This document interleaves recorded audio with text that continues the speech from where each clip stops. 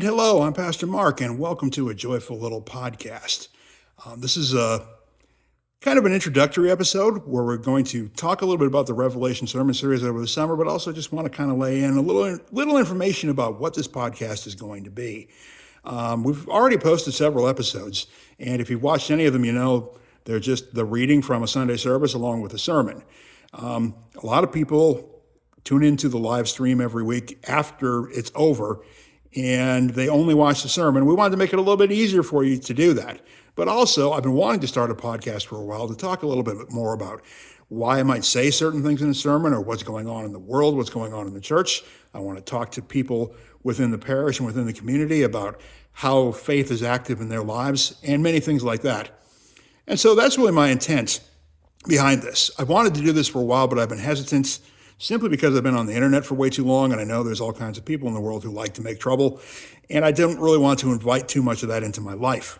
But in the end, the positives outweighed the potential negatives, and I know from experience the best way to deal with the trolls is just to ignore them, because if you don't give them what they want, they will go away. So you can count on seeing these episodes fairly regularly. There'll be a new one every week at the bare minimum, but I think there will be more frequent than that, as you know, there's just a lot to say about what's going on. And, you know, I'm kind of an opinionated guy. I like to talk. And that's kind of what this is all about. So we began with our summer sermon series on the book of Revelation. There were 5 sermons in the series, and you can't really cover the book of Revelation in just 5 sermons. You need at least 3 times that many to do a good job of it. And there's a lot of stuff that's missing. We didn't cover the letters to the 7 churches. We did cover the beast, but didn't, and identified the beast due to his number, but didn't really talk about who some of the other persons or things in the book might represent.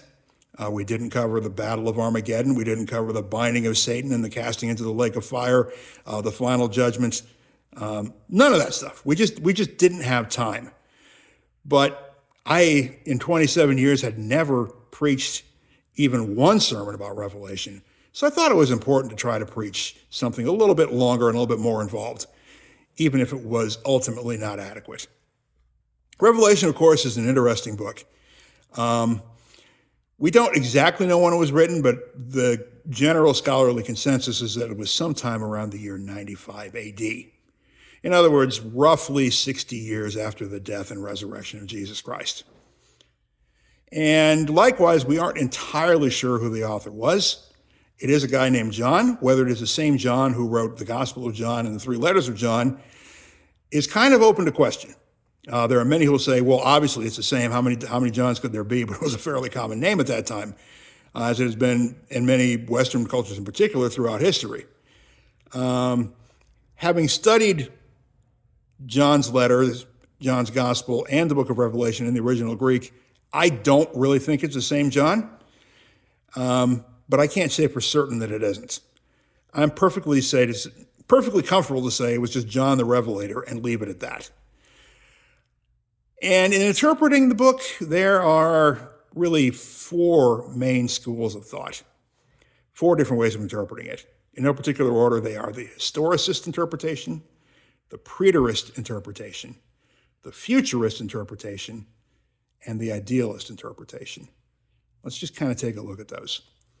The historicist interpretation is the idea that as human history has progressed, as world events have unfolded, many of the prophecies contained in the book of Revelation have come true.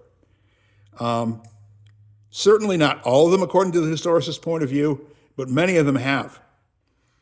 And it's kind of a problematic interpretation in the sense that so many of the Protestant reformers, like Martin Luther and John Calvin, kind of latched on to the identity of the beast as being the papacy.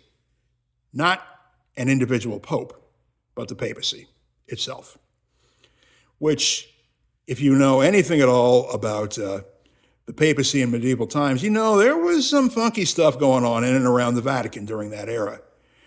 So I can't say for sure that they're wrong about that, at least in the context of their own time, but see, that's the problem. People will tend to interpret the book historically according to the context of their own time and who they might find to be particularly odious at that moment. The historicist point of view has passed down to our present age, and many times the beast is identified with, people other than the papacy.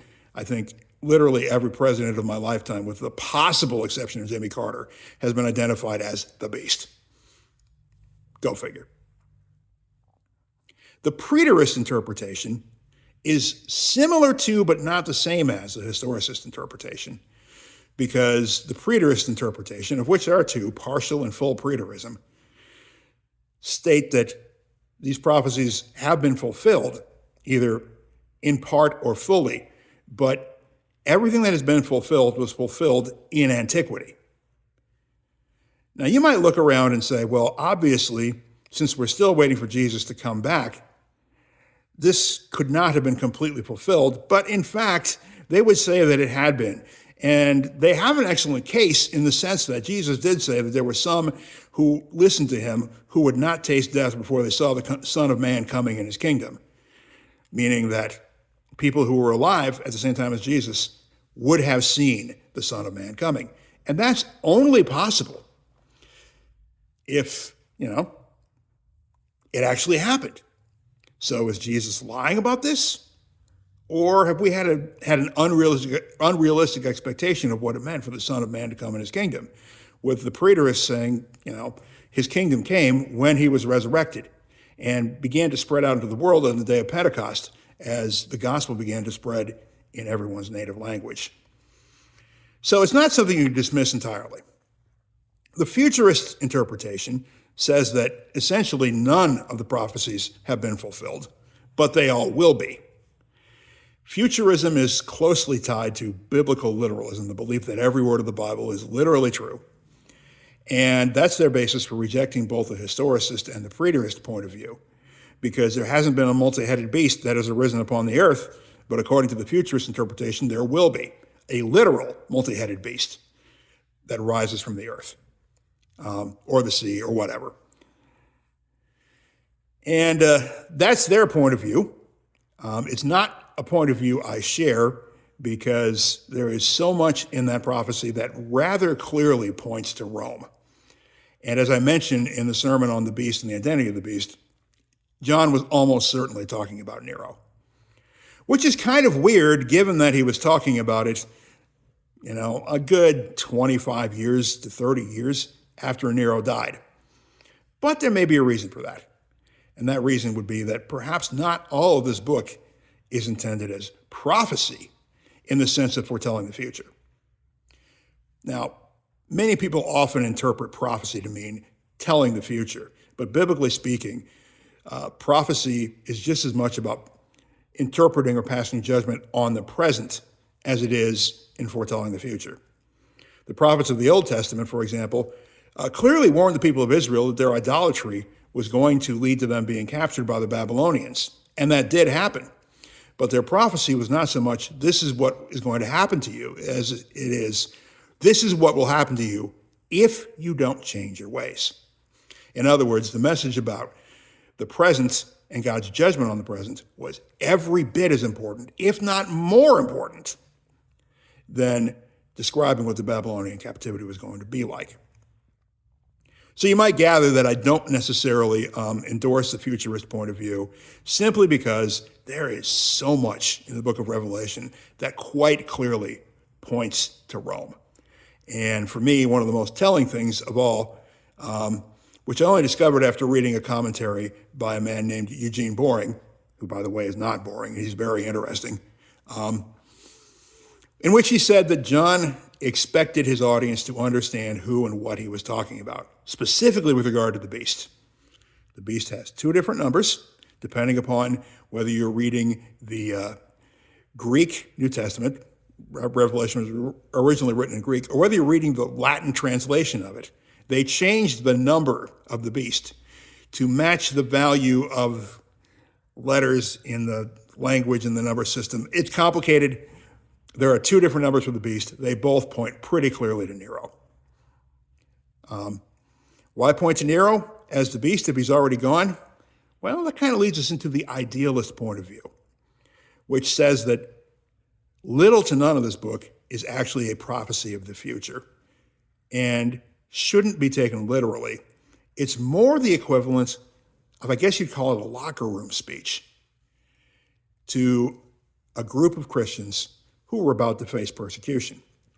In the year 95, the Roman Emperor Domitian was in charge, but he could feel his grasp on power slipping away. And so in order to kind of curry favor with the citizens of Rome, one thing he did was to kind of ratchet up the persecution of the Christians a little bit. I think we may over-exaggerate how persecuted Christians were in ancient Rome, but that they were persecuted is beyond question. And particularly out in the provinces and not actual Rome itself, it could get pretty bad at times because Christianity was an illegal religion in the Roman Empire until Constantine converted to Christianity in the 4th century. So the idealist point of view would be, you're not really supposed to take this literally. You're supposed to see it as just kind of a prophetic interpretation of what the times are like. And God's judgment and warning, although in this case it's not really a warning. It's more a promise that all these problems, all these troubles are going to go away eventually, along with a warning that they're very likely to get worse before they get better. I see that as the real message of the book of Revelation, that your problems of expiration dates, you don't need to worry. God is in charge, and God will deal with all the evil in the world at the appropriate time. But until that time, we've got to be there for each other. We've got to understand and keep the faith. So in the end, I think Revelation is really a very hopeful book, a book that's full of a lot of promise, and a book that, contra Martin Luther, actually does contain the gospel in the sense that Jesus gets what he wants at the end. He gets an ultimate victory over sin, death, and the devil, similar to the victory he had already won the first time around. Or is that the second time around? It's kind of interesting. We talk about the second coming of Christ, but really, it's the third coming, isn't it? He came as a baby, he was crucified, and he died. Then he came back. So when we talk about him coming back, it's not for the second time, but for the third time. You ever think about that? Yeah, it's probably better not to think about it too much. But that's what I'm going to leave you with today. We wrestled with the book of Revelation, and we came to some pretty good conclusions. I look forward to continuing our conversation on a variety of topics, probably a bit less weighty than this very dense and kind of scary book. And thanks for listening. Hope you check out the sermon, and I hope you subscribe and check out our new episodes when they drop. Thank you for joining us.